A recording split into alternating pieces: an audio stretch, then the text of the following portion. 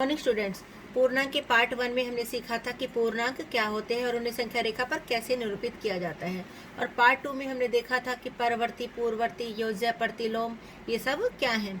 अब पार्ट 3 में हम देखेंगे कि पूर्णांकों का योग, उनका घटा या उनकी गुणा या भाग कैसे किया जाता है। तो मैंने इसको थोड़ा अट्रैक्टिव बनाने के लिए कुछ यूज़ किया है। आप देखें पूर्णांकों का योग कैसे किया जाता है। ये जो मैंने लाल रंग दिखाया है ये सारे मान लो हमारे धनात्मक पूर्णांक हैं, यानी ये सारे हमारे प्लस के हैं। और जो ये मेरे ग्रीन कलर के बटन्स हैं ये सारे मेरे ऋणात्मक पूर्णांक हैं, यानी ये सब माइनस की रकम है। तो अब मान लो मुझे 3 और 2 को जोड़ना है, तो 3 मेरा क्या है, ये भी हमारा पॉजिटिव है यानी धनात्मक है, और 2 भी मेरा क्या है, धनात्मक है। तो मैं कौन से रंग के बटन लूँगी, लाल वाले। पहले मैंने 3 लाल बटन लिए, जमा का निशान, फिर मैंने 2 लाल बटन लिए। अब ये हमारी क्या है, एक ही फैमिली है। जब हम इनको जोड़ेंगे तो हमारे पास कुल कितने लाल बटन हो गए, 1 2 3 4 5, यानी मेरे पांचों बटन कैसे हुए, लाल हुए। अब थोड़ा सा अलग तरह का एग्जाम्पल देखते हैं। 2 प्लस और ये है मेरा माइनस का 3। अब इसको कैसे प्लस करूं मैं, क्योंकि एक हमारे साथ यहाँ पर धनात्मक संख्या है और एक मेरे साथ ऋणात्मक संख्या है। अब इन दोनों को कैसे प्लस करूं, इसे भी देखते हैं। ये मेरा 2 क्या था, धनात्मक है, तो मैं कौन से रंग का बटन यूज़ करूंगी, 2 लाल रंग के। तो मैंने 2 लाल रंग के बटन यूज़ किए। ये हमारा प्लस का निशान हो गया। ये 3 हमारा कैसा है, माइनस का है। इसके लिए मैं कौन से रंग के बटन यूज़ करूंगी, हरे। कितने बटन यूज़ करूंगी, 3 बटन, 1 2 3, मैंने 3 बटन यूज़ किए। अब मेरा कितना हो गया, अब मैं एक बटन के साथ एक बटन को ख़त्म करूंगी। मान लो इस बटन के साथ मैंने इसको कैंसिल किया, इस बटन के साथ मैंने इस बटन को कैंसिल किया, तो मेरा एक बटन बच गया। वो बटन मेरा कैसे रंग का बचा, हरे रंग का। हरा रंग बटन का मेरा कैसा है, वो ऋणात्मक है, यानी मेरा क्या बचा, घटा का 1 बचा। यहाँ पर भी मैंने यही लिखा है कि घटा का 1, यानी लाल बटन के साथ हम क्या करेंगे, हरा बटन हटाते जाएंगे। अब एक और एग्जाम्पल है, मान लो ये भी मेरी ऋणात्मक संख्या है और ये भी ऋणात्मक संख्या है। अब मैं कैसे जोड़ूं, ये घटा 2 थे तो मैंने 2 हरे बटन लिए, ये घटा 3 है तो इसके लिए मैंने 3 हरे बटन लिए। अब ये तो एक फैमिली हो गई हमारी, तो ये सारी एक जैसी फैमिली हुई तो क्या होगी, सारी जुड़ गई। तो 1 2 3 4 5, तो मेरे 5 बटन हो गए। कैसे वो हो गए, वो हमारे पांचों हरे बटन, यानी मेरे 5 हरे बटन जो है वो कैसे है, ऋणात्मक। तो यानी 5 के साथ मैंने किस चीज़ का निशान लगाया, घटा का। तो वो हमने समझा था बटनों की सहायता से कि कैसे हम 2 धनात्मक संख्याएं या 2 ऋणात्मक संख्याएं या एक धनात्मक और एक ऋणात्मक हो तो उनको कैसे जोड़ें। अब मैं सिंपल वैसे भी बताती हूँ आपको, जैसे 3 और 2 इसको जोड़ना है। अब 3 भी हमारा पॉजिटिव है और 2 भी हमारा पॉजिटिव है, यानी दोनों धनात्मक संख्याएं हैं। तो 3 और 2 को जोड़ा, मेरा कितना आया, 5। अब मान लो घटा 3 और घटा 2 को जोड़ूं, ये भी ऋणात्मक है ये भी ऋणात्मक है, यानी 2 ऋणात्मक संख्याओं को जोड़ूं तो मेरा कितना आएगा, 3 और 2 5 आएगा हमारा 5, लेकिन उसके साथ निशान किस चीज़ का रहेगा, माइनस का। तो यानी मैं 2 धनात्मक पूर्णांकों को जोड़ूं तो धनात्मक का चिन्ह, और 2 ऋणात्मक पूर्णांकों को जोड़ूं तो मेरा किस चीज़ का निशान आता है, ऋणात्मक का। जैसे यहाँ पर 5 मेरा पॉजिटिव ही था, यहाँ पर 5 मेरा क्या हो गया, नेगेटिव। लेकिन अगर एक ऋणात्मक पूर्णांक हो और एक धनात्मक हो और उनको जोड़ना हो तो कैसे जोड़ेंगे, तो उनमें हमेशा घटाया जाता है। अगर एक ऋणात्मक हो और एक धनात्मक हो तो 5 में से 3 गया 2, निशान किस चीज़ का आएगा, जो संख्या हमारी बड़ी है। हम ये नहीं देखेंगे उसके साथ निशान किस चीज़ का है, हमारा यहाँ पर क्या है, 5 बड़ा है और 5 के साथ किस चीज़ का निशान है, घटा का। तो हमारा यहाँ पर निशान किस चीज़ का आएगा, घटा का। तो एक धनात्मक और एक ऋणात्मक पूर्णांक को जोड़ना हो तो जोड़ते समय बड़ी संख्या के साथ जो निशान हो वही लगेगा तथा उनको हम क्या करते हैं, घटाते हैं। जैसे 5 और 3 इनको घटाया मैंने, निशान किस चीज़ का लगेगा, जो 5 के साथ है, यानी घटा का 2। अब हम संख्या रेखा पर भी योग कर सकते हैं। जैसे 3 और 2 को जोड़ना है तो 3 का मतलब क्या होता है, संख्या रेखा पर 0 से दाईं ओर 3 कदम, फिर 2 कदम और जोड़ने हैं, यानी हमें 2 कदम दाईं ओर और बढ़ना है।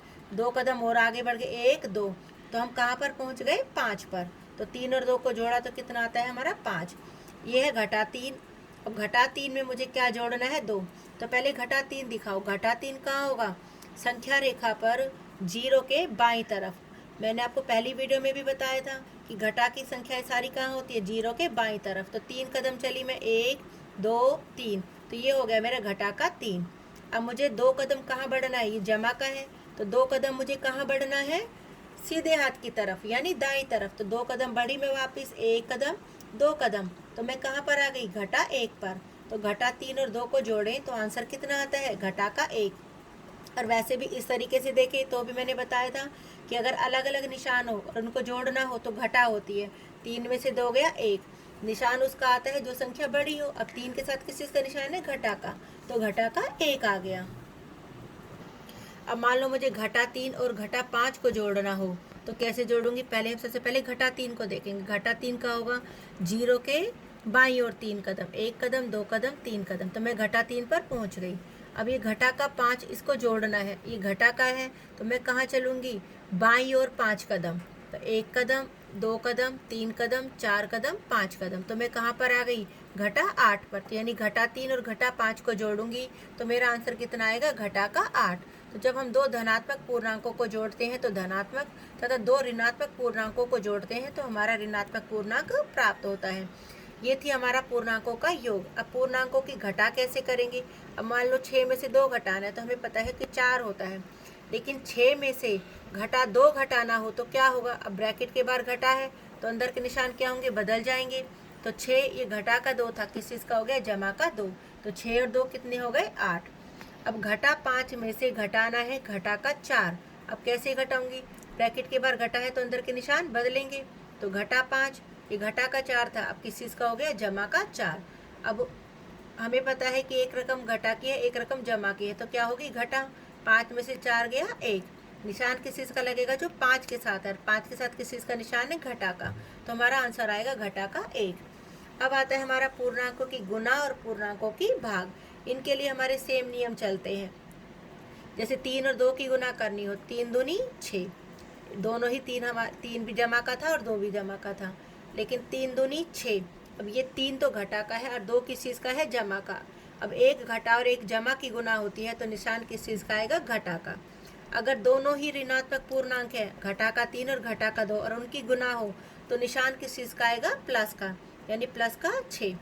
तो अभी हमने ध्यान देना है गुना में, यदि दोनों धनात्मक हो तो धनात्मक, दोनों ऋणात्मक हो तो भी निशान हमारा किस चीज़ का आएगा, प्लस का। लेकिन एक घटा हो और एक जमा हो तो निशान हमेशा घटा आएगा। इसमें ये नहीं देखेंगे कि छोटी रकम कौन सी है और बड़ी कौन सी है, निशान हमेशा घटा का ही आएगा। जैसे अभी 3 संख्याओं की गुना करनी हो, पहले सिर्फ गुना कर लो, निशान पे ध्यान मत दो। 4 तिया 12 और 12 दूनी 24। अब यहाँ देखो ये दोनों घटा है, अभी मैंने बताया था यहाँ पर कि घटा से घटा टकराती है तो क्या हो जाएगी, जमा, यानी इन दोनों की गुना करी तो जमा का निशान आया। अब जमा से फिर घटा टकराया, यहाँ मैंने बताया था एक जमा हो और एक घटा हो तो निशान किस चीज़ का आएगा, घटा का, तो मेरा 24 किस चीज़ का आएगा, घटा का। ऐसे ही मान लो भाग है, दोनों ऋणात्मक हो, 4 तिया 12, घटा से घटा कैंसिल तो 3 आंसर। घटा 12 भाग 4, एक घटा है एक जमा है तो निशान किस चीज़ का आएगा, घटा का। और दोनों ही जमा की है, 12 भी जमा का है और 4 भी जमा का है तो 4 तिया 12, तो हमारा किस चीज़ का निशान आएगा, 3 का। यानी इन दोनों के नियम हमारे सेम चलते हैं। पॉजिटिव पॉजिटिव की गुना करें तो पॉजिटिव, एक नेगेटिव और एक पॉजिटिव की गुना करें तो नेगेटिव, दोनों ही नेगेटिव हो तो गुना करें तो पॉजिटिव निशान आता है। बस हमें इसी बात का ध्यान रखना है। Thank you.